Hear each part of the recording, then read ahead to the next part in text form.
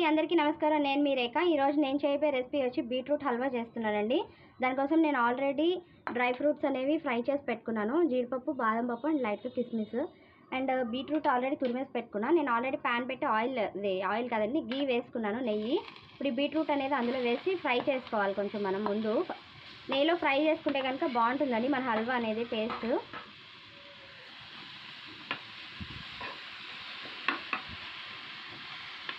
ఇప్పుడు ఇది కాసేపు మనకి బీట్రూట్లో వాటర్ కంటెంట్ ఉంటుంది కదండి, అది పోయేదాకా మనం దీన్ని ఫ్రై చేసుకోవాలి. ఇదిగోండి మన బీట్రూట్లో కొంచెం వాటర్ అంతా పోయి మనకి ఇది కొంచెం దగ్గరికి వచ్చినట్టు ఉంది కదండి, మన బీట్రూట్ వచ్చిందండి. ఇప్పుడు ఇందులో నేను మామూలుగా అయితే కొబ్బరి వేసుకోకర్లేదండి, నేను టేస్ట్ బాగుంటుందని లైట్గా కొంచెం పచ్చి కొబ్బరి ఉంటే అది వేసుకుంటున్నాను. ఎక్కువ ఏం వేయట్లేదండి, జస్ట్ ఒక 2 స్పూన్స్ అంతే. ఇప్పుడు ఇది కూడా మనం ఒక 2 నిమిషాలు ఫ్రై చేసుకోవాలి. ఇదిగోండి మనకి కొబ్బరి కూడా ఫ్రై అయిపోయిందండి. ఇప్పుడు ఇందులో మనం మిల్క్ అనేది యాడ్ చేసుకోవాలండి. మనం మిల్క్ ఈ బీట్రూట్ మునిగే వరకు వేసుకుంటే సరిపోతుంది. దీనికి కొలత ఏమీ లేదండి, మనం తీసుకునే క్వాంటిటీని బట్టి మనం అన్నీ అడ్జస్ట్ చేసుకోవడమే.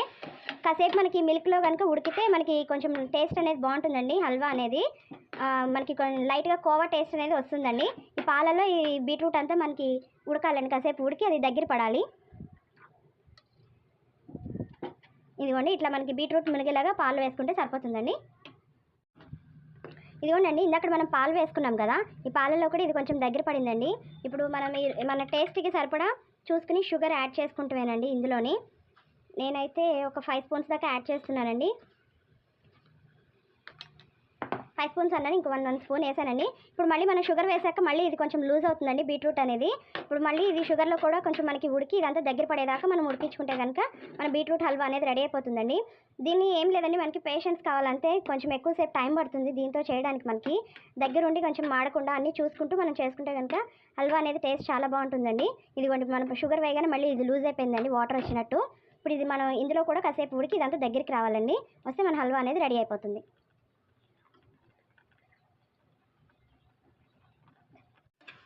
ఇదిగోండి మన పంచదారలో కూడా ఇది ఉడికిపోయి మనకి బీట్రూట్ అంతా దగ్గర పడుతుందండి. ఇప్పుడు నేను ఒక సర్వింగ్ బౌల్లోకి సర్వ్ చేసుకుని మీకు ఫైనల్గా చూపిస్తానండి. ఇదిగోండి ఎంతో టేస్టీగా ఉండే బీట్రూట్ హల్వా అనేది రెడీ అయిపోయింది. ఈ వీడియో కనుక మీకు నచ్చినట్లయితే లైక్ చేయండి, షేర్ చేయండి, కామెంట్ చేయండి and Rekha Ravi's kitchen channel subscribe చేయండి. Thank you for watching.